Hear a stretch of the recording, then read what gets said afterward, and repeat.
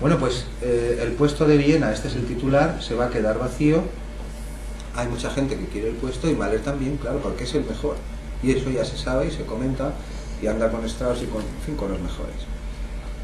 Y para ello va a ver a Brahms, que ya está jubilado, le va a visitarle en el pueblo donde reside hasta en 3 ocasiones, el verano anterior o durante los 2 últimos, en total va 3 veces los últimos 2 años, a pedirle que le enchufe, claro, que hable por él, que pues claro, también sabe lo que hay, sabe que no le dejan acceder precisamente porque es judío. Bueno, aquí tenemos otro, Richard Strauss, el más manda de la música de toda Alemania hasta los tiempos recientes, dirige los 3 primeros movimientos de la segunda sinfonía en Berlín con la Filarmónica, después la estrenan completa, saldrán más como esta, para que vean que Mahler fue programado durante toda su vida útil, a partir de los 30, que empezó a componer, pues los pocos años que... Estamos a punto de entrar en Viena, y entró en Viena, esta es su famosa detractora, en ese tiempo ya esposa de Wagner, y ella no, ella hay mucha gente, y las damas de la sociedad de Viena, hay mucha gente de Viena que no, que este señor es judío y que está aquí no.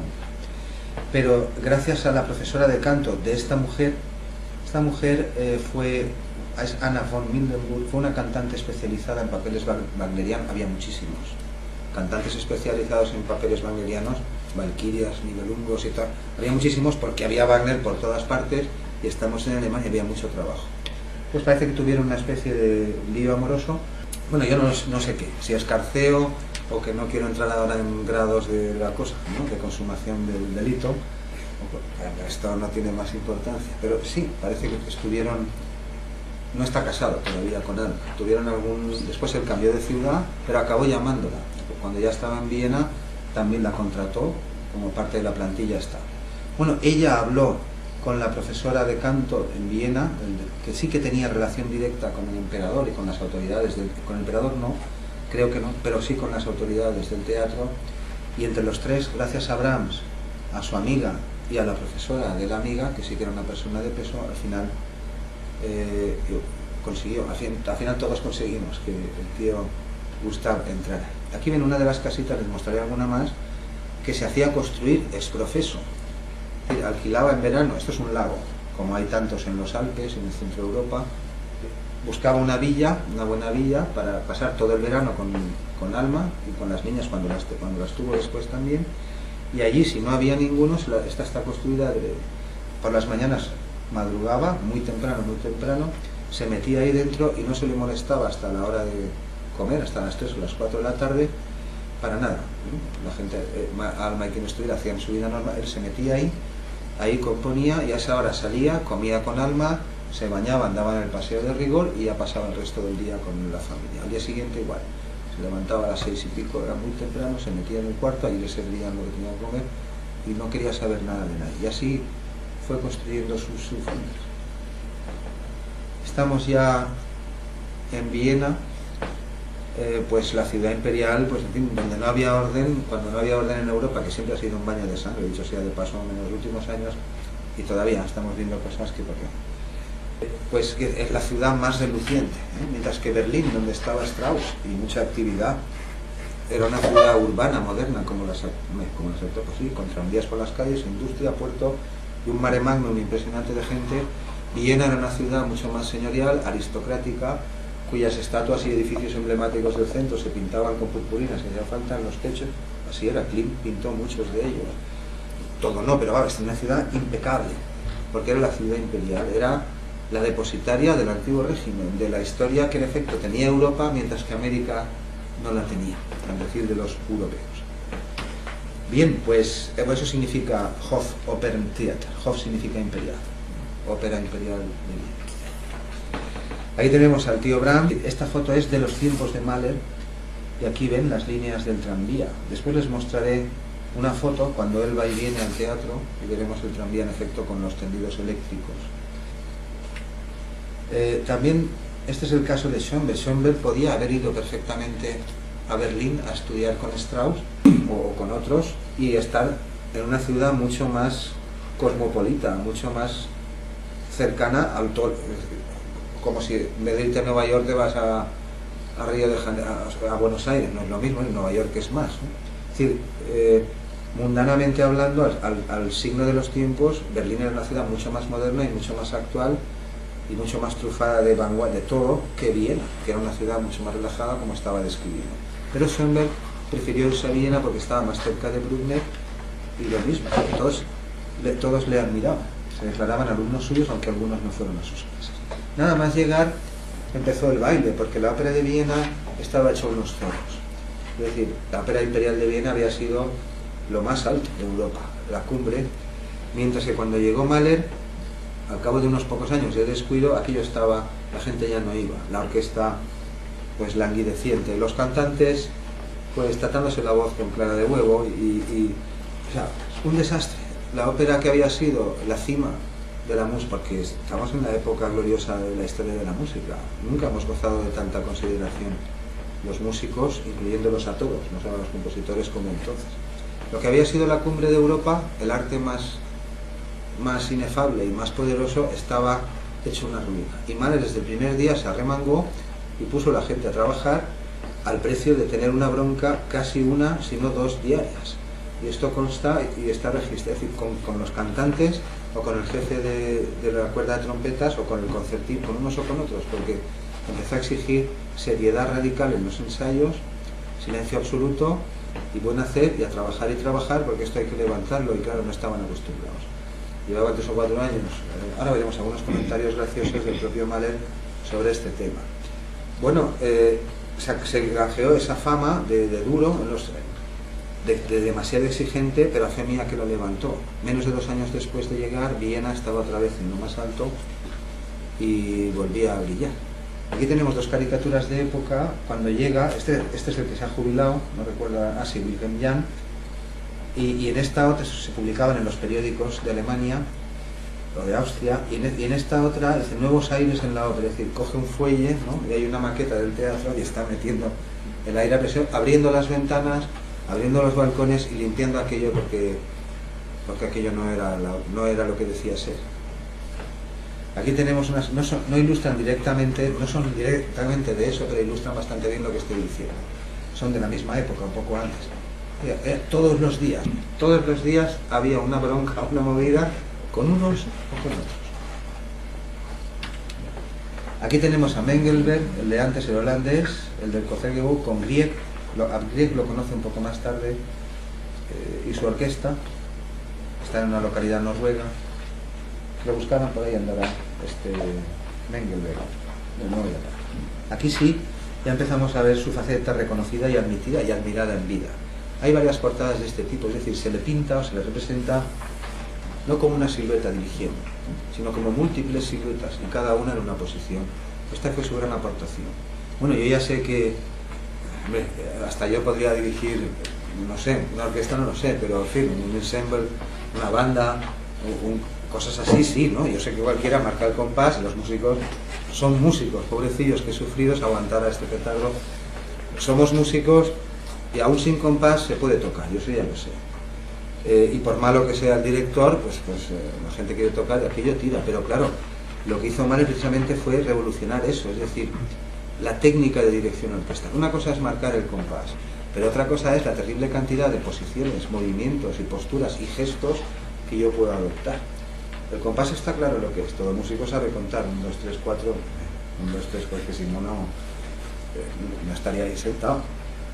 Pero claro, el carácter, la velocidad, la intención, si es una obra dramática, como era el caso incluso en sus propias sinfonías, tenían un componente programático, digamos, o sea, de descripción muy fuerte, y toda la música romántica en general, pues claro, la actitud del que está ahí delante, eso es mucho. Yo esto no lo digo porque lo haya leído, sino también porque lo he vivido. He tocado en buenas orquestas de este país, no es una flor, sino que estoy dando fe de mi propia experiencia, y yo sé perfectamente lo que arrastra un señor.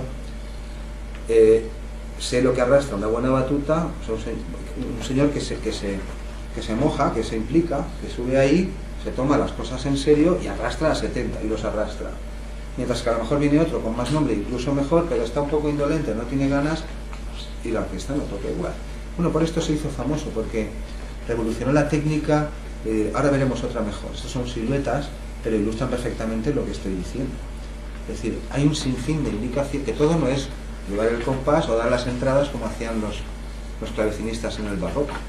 sino que hay un sinfín de gestos, y sobre todo en obras dramáticas, que no son evidentes en la parte. O sea, tú tienes tu parte, y te dice fuerte, te dice piano, pero como no sepas de qué va en ese momento la armonía, lo que está pasando, pues no tienes por qué saberlo. O sea, has de estar triste o has de estar atento o alarmado, y eso, la precisión de un director, sus gestos ayudan mucho. Y sobre todo también, si han tocado en orquestas, nuestro amigo guitarrista imagino que no, pero se puede fijar cuando las vea, lo más preciso, o sea, la mano es precisa, pero hasta un cierto punto. La mano es muy buena conductora para voces o para ensembles reducidos, sinfonías barrocas si quieren, donde la velocidad y el tempo no es que esté predeterminado, pero es ciertamente regular o algo así. O el barroco, que hay un cierto motor, ¿no? El bajo continuo.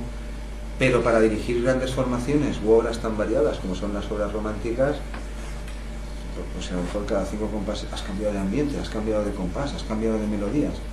De modo que en formaciones orquestales, y cuanto más veloz es la pieza, más la precisión se ve en la punta de la batuta. O sea, no es el juego de la mano. O sea, esto es lo que guía. En el último instante, cuando entramos todos juntos, o se oye clac, clac, clac, clac, clac, clac, clac, es por esto. O sea, lo que miran los músicos es el golpe, pero del extremo de la batuta. Después están las escuelas. Hay directores que prefieren batuta corta, otros muy larga, otros eso da igual. Pero que el movimiento que indica el clac del metrónomo no es el movimiento de la mano, sino el punto donde el extremo de la batuta cae, se mueve o invierte la dirección. Bueno, fue el mejor, indudablemente, revolucionó la técnica de dirección ya para siempre, al punto que cuando dejó la ópera de Viena nadie quiso el puesto. Ahora lo veremos en un momento. Otra ilustración de la época es una cosa muy graciosa. Esto creo que es para la segunda sinfonía, aunque no me acuerdo ahora, ya lo comprobaré bien, lo pondré correctamente. En una de estas sinfonías, fíjense cómo pintan la música de Mahler. Esto que sale de esta gran trompa son animales, pero bufando, chillando. Esto es una vaca, pero mugiendo, gritando, un cocodrilo, un zorro, un lagarto, un gato como panza, o sea, un gorrino que le muerde el rabo a el gallo. O sea, esto es la música de Mahler. Esto es parecido a la de Verdiaz. Yo creo que tampoco es para tanto, pero sobre todo, y luego el público, fíjense cómo está el público, huyendo, aterrorizados, tapándose los oídos, montándose unos sobre otros, igual, subiéndose al escenario para escapar. Aquí hay uno al lado del bombo, retorciéndole el rabo a un gato para que maulle. Es claro, es la caricatura, ya sabemos que se exagera.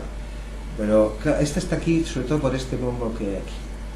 Es decir, en una ocasión, lo citan a veces como excentricidades, pero yo qué voy a decir ahí. Para mí, que insisto, no sé dirigir, bueno, supongo que dirigiría cosas bien, porque sé música, pero nunca he escrito una maldita nota, y además me he empapado de romanticismo estos años. Para mí la voluntad de un compositor es sagrada.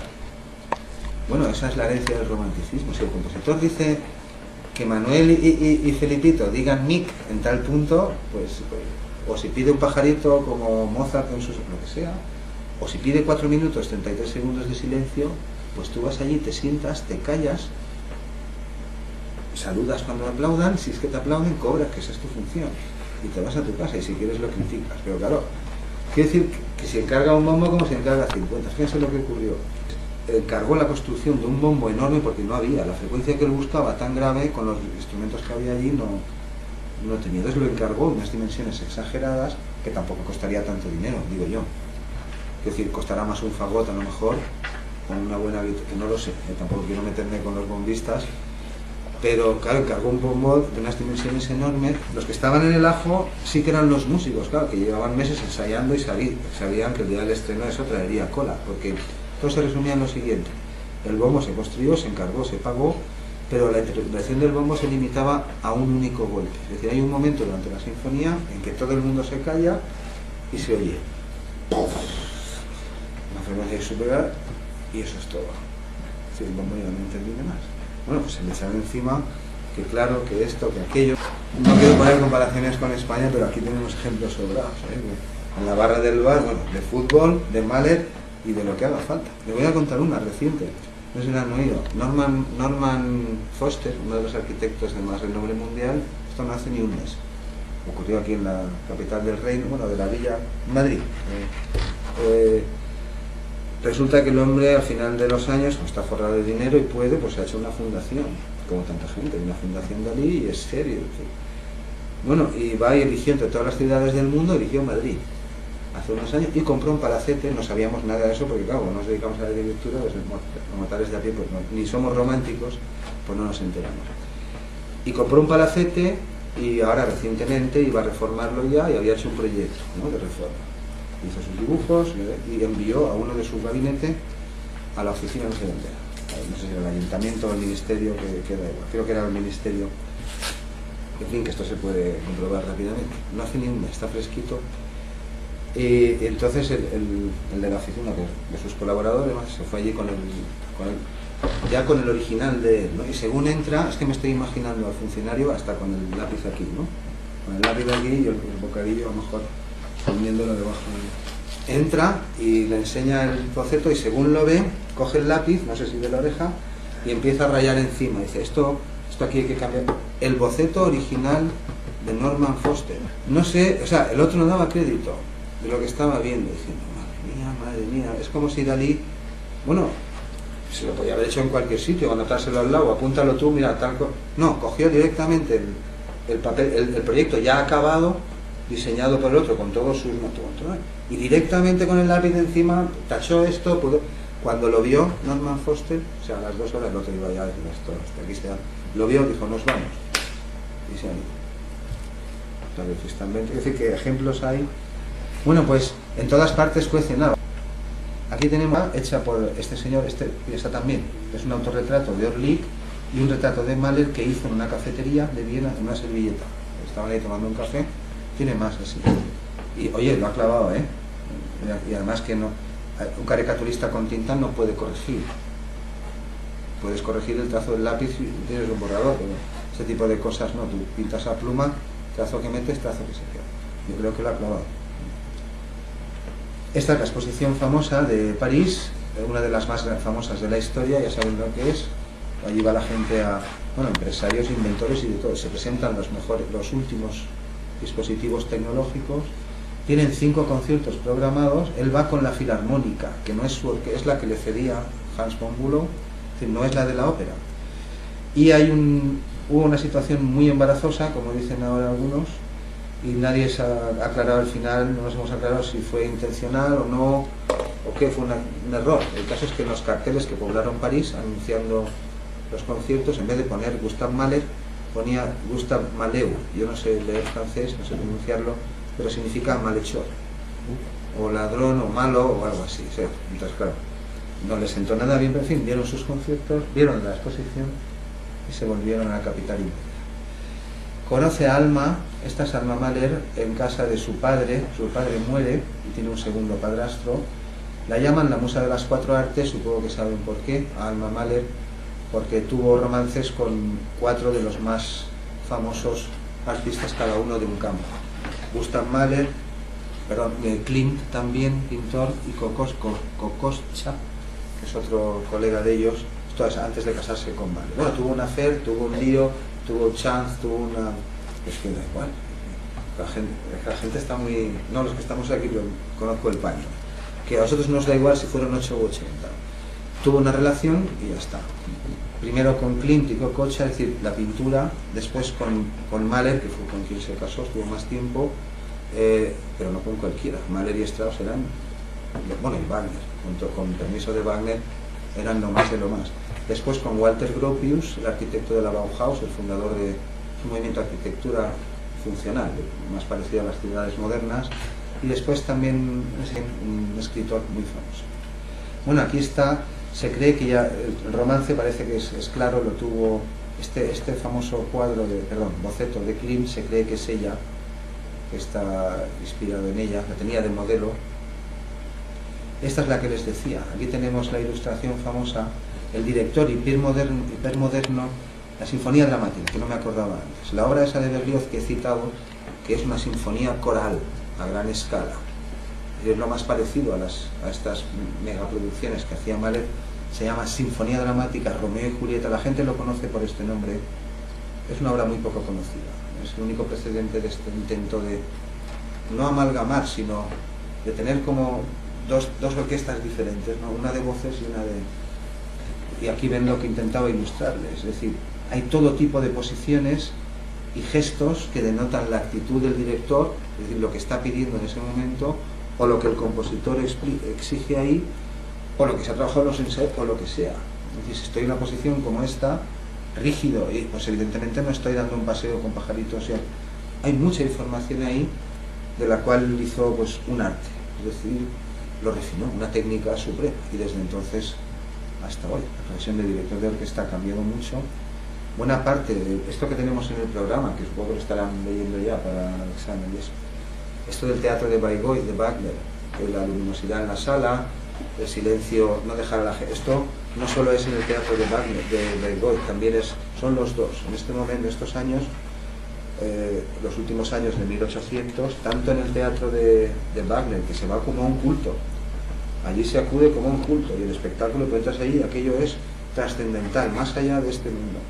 Igual que en la ópera de Edison, son ellos dos quienes imponen los protocolos actuales. Hasta entonces un teatro, en fin, y los de ópera no les quiero contar. Lo que eran los teatros de ópera en el 18, pues depende, a veces hay allí de todo. Es decir, esa actitud reverencial de sumo respeto con la que entramos hoy a un concierto, eso no existía. Y en las grandes formaciones orquestales fueron estos dos polos. El Wagner en su propio teatro, que era una cosa de peregrinaje y todo, y el teatro de la ópera de Viena. Este es Strauss, su amigo de toda la vida, y aquí tienen, no me acordaba el nombre, es la Asociación General de Música de Alemania, es nombrado en 1901 hasta, yo creo que casi hasta que se muere, en tiempos de Hitler también, y aquí lo dice, programa la tercera, después también estrenan la cuarta en Múnich con textos de Nietzsche, aunque no tiene éxito, es decir, cada 2 por 3. Llega la cosa a tal punto, no sé si luego saldrá, hay una cosa en Alemania que se llama esto, el nombre de esto en alemán es Deutsche Allgemeinen Deutsche Musikverein, que significa lo mismo pero en alemán, ¿no? Allgemeinen Deutsche Musikverein. Pues la gente lo llamaba Allgemeinen Mahler Musikverein. Pues claro, porque programaba tanto a Mahler que en vez de la Academia Alemana de la Música, el público decía que era la Academia Alemana de Mahler, porque su amiguete, que era Richard, pues siempre le estaba metiendo en los programas. Dicho esto contra el mito, de que no fue aclamado, que tuvo sus detractores, claro, sus éxitos y sus fracasos, como todos. Este es el padre de Alma, el padre biológico que murió, y este es el padrastro, que sí que era simpatizante nazi o filonazi. Saben que esto no empieza con Hitler, ¿no? Hitler peregrina a la tumba de Wagner, esto del el germanismo esto viene de antes. Él sí es un movimiento de vanguardia pictórica, también radicado en Viena, se llama Viena Secession. Y este es el profesor de Alma Mahler de composición cuando Mahler la conoce.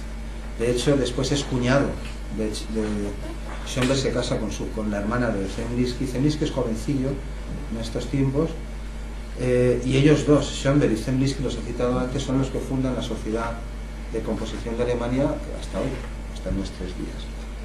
Aquí está el estreno de la tercera sinfonía, de nuevo, Mengelberg está ahí, Doblinger le ha editado la cuarta, y en fin, y además, perdón, he dicho que Mengelberg, no, está en el estreno, y encima le dicen, vente a Ámsterdam y la estrenas allí también. Así que tenía aceptación, por supuesto. Este es Zemlinsky, el mismo, y aquí está pintado por Schoenberg. Schoenberg, no sé si lo he dicho, creo que no, pero al final lo veremos. Como buen romántico, yo ya sé que hace de decafonismo y ya hemos hablado de esas cosas.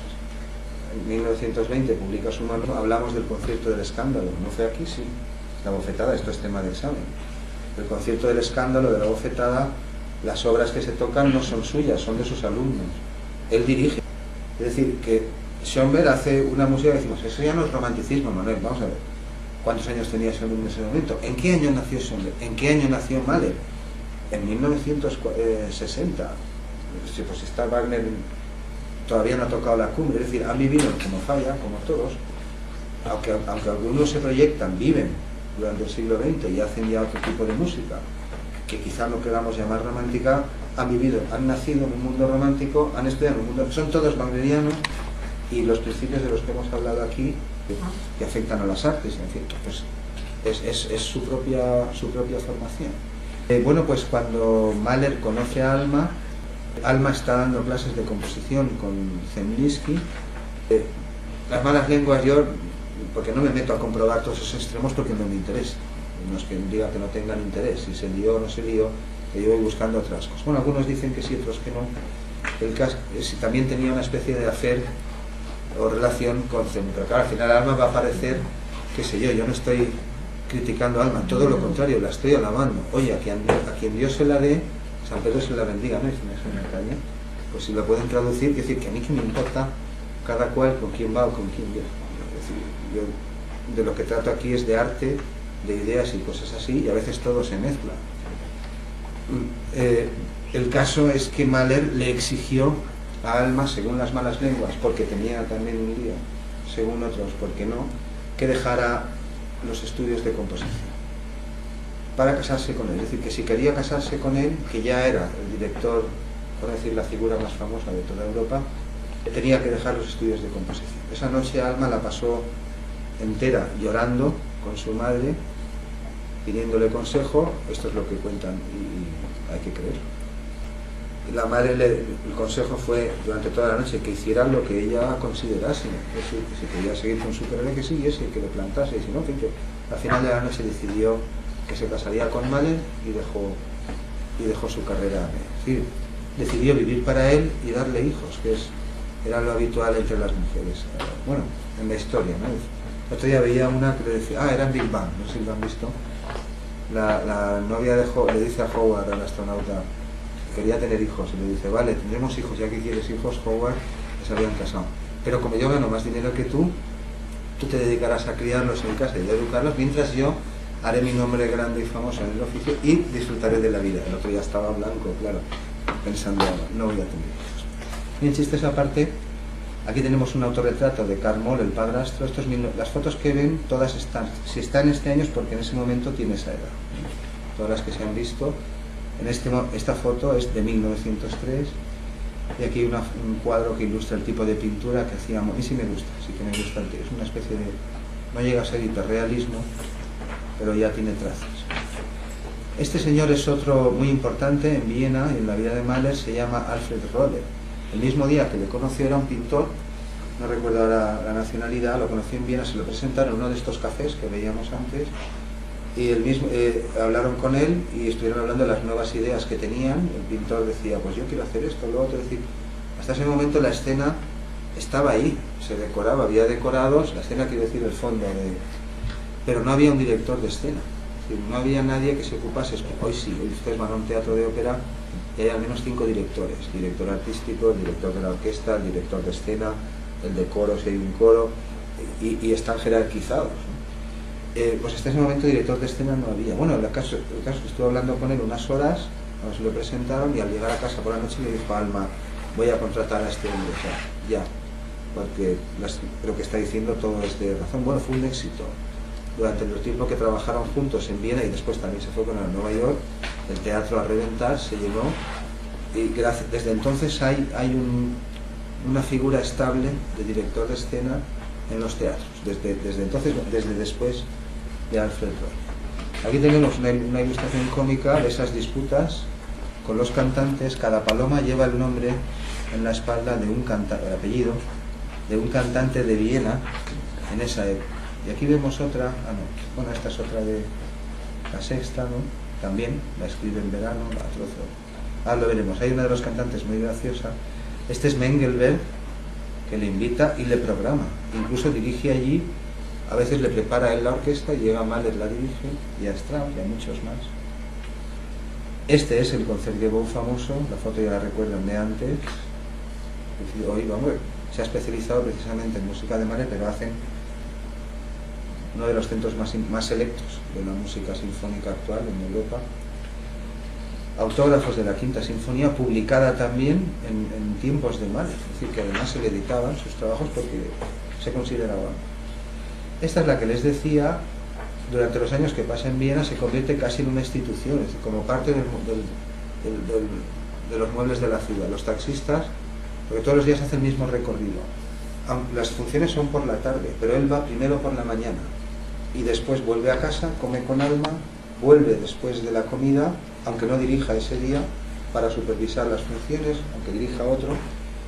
Si dirige está hasta el final, si no, en cuanto ve que empieza aquello, se vuelve, pero hace todos los días el mismo trayecto 2 veces y pasa por el centro de Viena y los taxistas y todos.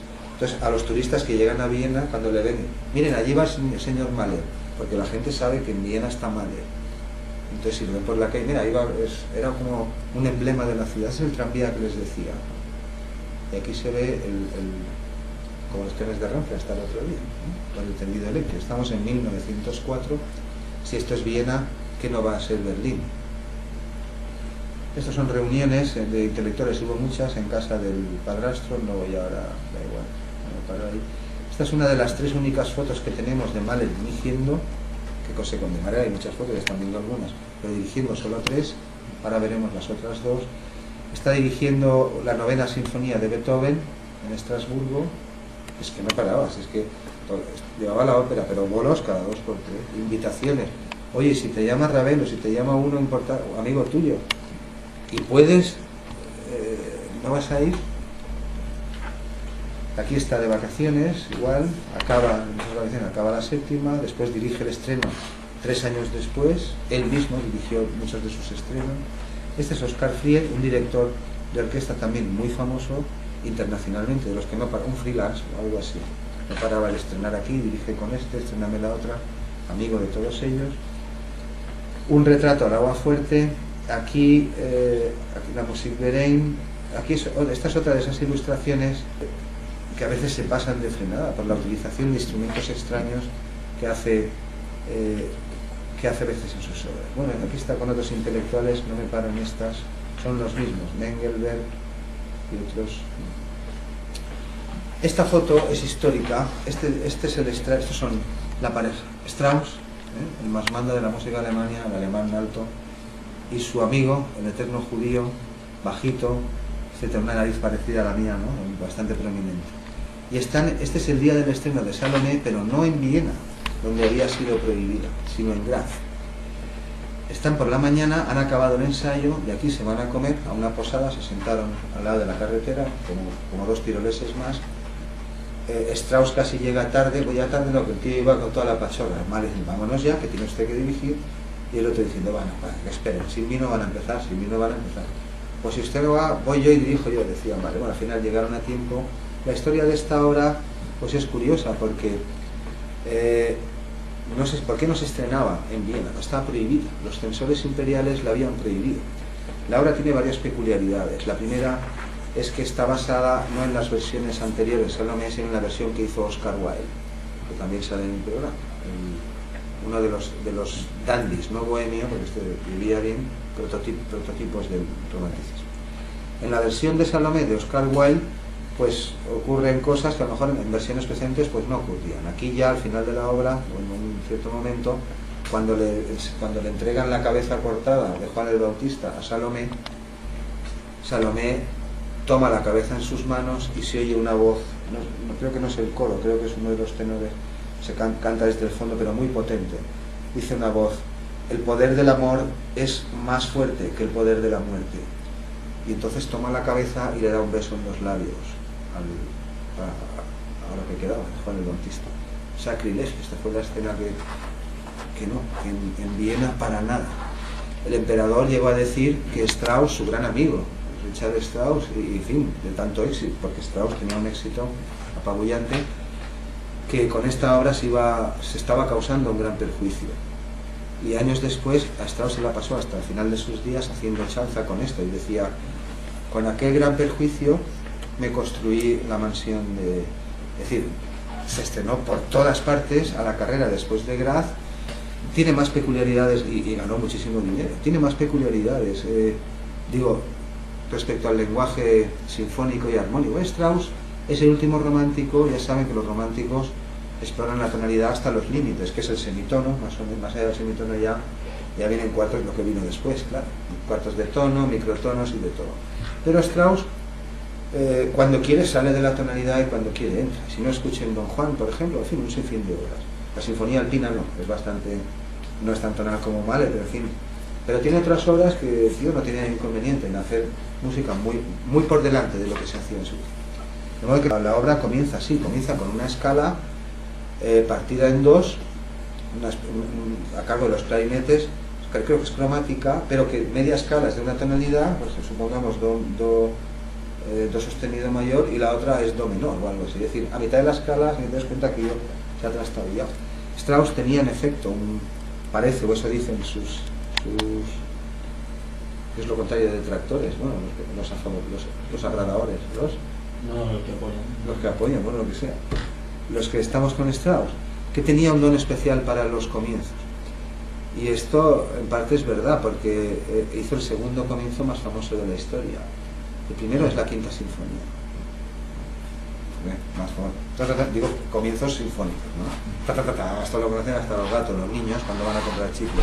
Y el segundo es la serie armónica. Zaratustra, Bueno, aquí tenemos a los dos, la pareja, a un estreno que se convirtió en un éxito total, pero que en la ciudad, en la capital mundial de la música, y de donde venía él precisamente, claro, en Viena tampoco vieron con buenos ojos que Mahler fuera al estreno de Sonido, porque la obra, pues claro, puede ser, si el poder del amor es más fuerte que el poder de la muerte, pues eso es un tema que supongo que no se puede resolver con palabras mortales, pero ellos con sus lenguajes por lo menos intentaron formular. Aquí un estreno más, el mismo año, el mismo mes, la sexta, aquí está, Allgemeiner Deutscher Musikverein, es decir, las obras de Mahler se programan tanto que el público alemán no la llama así, la llama Allgemeiner Deutscher, me he dicho bien antes, Mahlerverein. Desde la Academia de la Música, la Academia de Mahler. Este es Fidelio, que lo presenta también con Alfred Rohr, es un éxito también. Aquí está Oscar Freire, el amigo director. En fin, de esto hay un sinfín, yo no me voy a parar.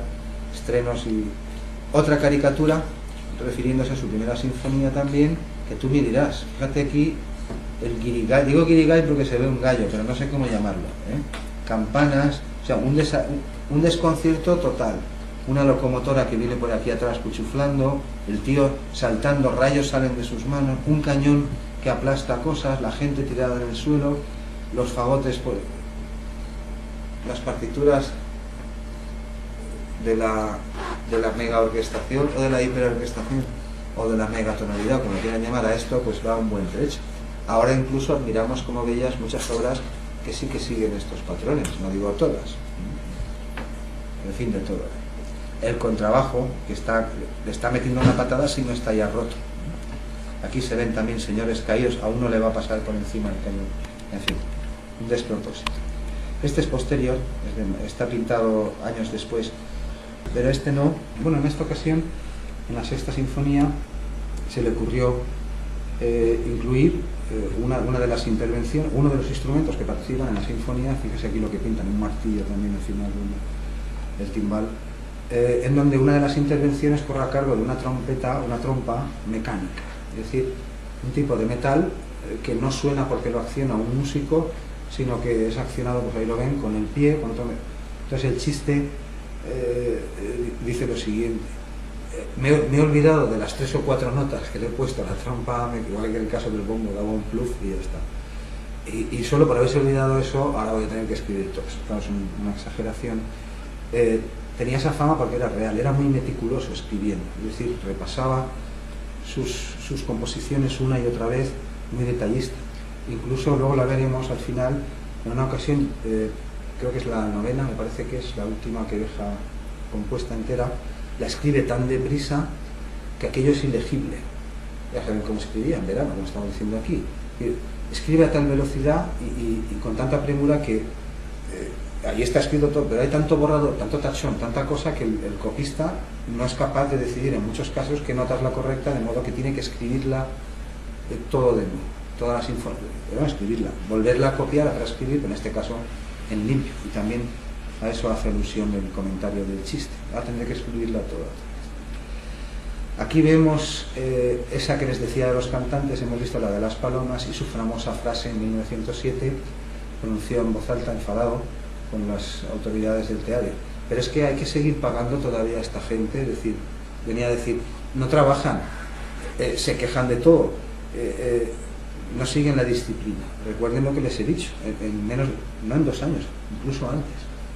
En menos de 2 años, el Teatro de la Ópera de Viena había vuelto a recuperar el nivel, incluso superarlo que había tenido antaño, pero claro, a costa de un esfuerzo de trabajo importante.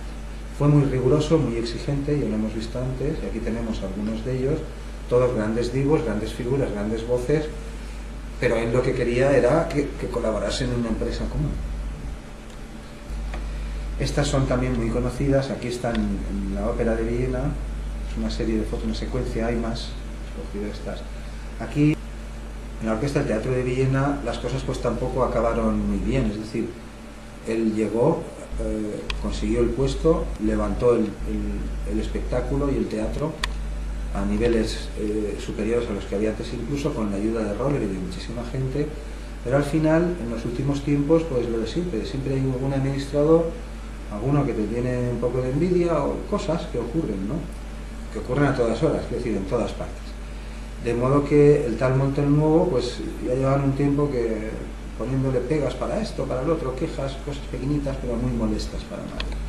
De modo que al fin, en los últimos tiempos, de su estancia en Viena, recibe una oferta también para ir a dirigir varios conciertos sinfónicos, no de ópera ni nada, a Italia, y él quiere ir, puede ir, es decir, ha organizado su trabajo, puede hacer el viaje, hay suplentes, hay directores, hay otro personal, pero Montenuovo se empeña en que no, tiene autoridad para impedírselo según contrato, que no vas y ya está.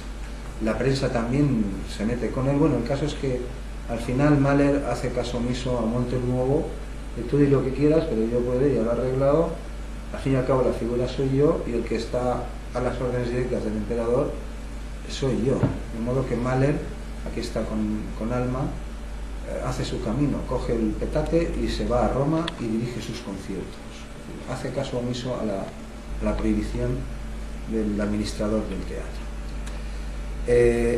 En octubre hay una segunda serie de conciertos de Caruso. Aquí vemos 2 caricaturas pintadas por el propio Caruso. Este es el mismo, Caruso, en 1904, y este es Mahler. Era muy famoso Caruso por hacer, han visto antes la de Angelo Neumann, hacía caricaturas continuamente y eran conocidas, se divulgaban. Este Sibelius, que lo hemos citado antes, y Grieg también los conoce en un viaje a Noruega, y aquí, es decir, cuando Mahler se enfrenta a Montenuovo, en efecto, se va a dirigir a conciertos a Roma, y el otro dice que claro, que ha roto el contrato y que no puede seguir dirigiendo en Viena.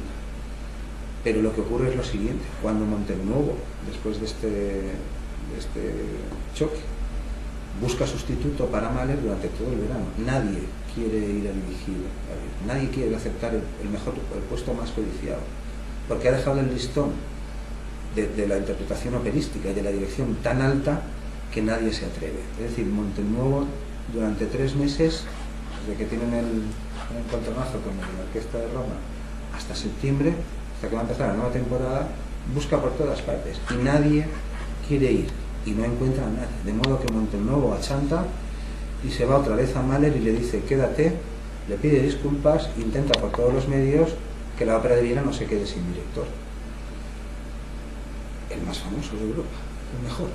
Pero Mahler le dice que lo siente, que ya ha firmado contrato, claro, visto lo que había, él tampoco ha perdido el tiempo, ha firmado contrato con el Metropolitan Opera House en Nueva York, y que un contrato es un contrato, está firmado y que él se va. Este cuadro está pintado también más adelante, el título póstumo, es de Oppenheimer en 35, está dirigiendo la Filarmónica, no la ópera, sino la orquesta con la que a veces con la que fue a París y la que hemos citado antes, el Mahler. Y se va a Nueva York y van a despedirle al puerto, creo que es Hamburgo, pero ahora no le... a la estación de Viena, sí, en el ferrocarril, y después toma el barco, creo que sí, en Hamburgo. Van a despedirle unas 200 personas, pero la creme de la intelectualidad centroeuropea.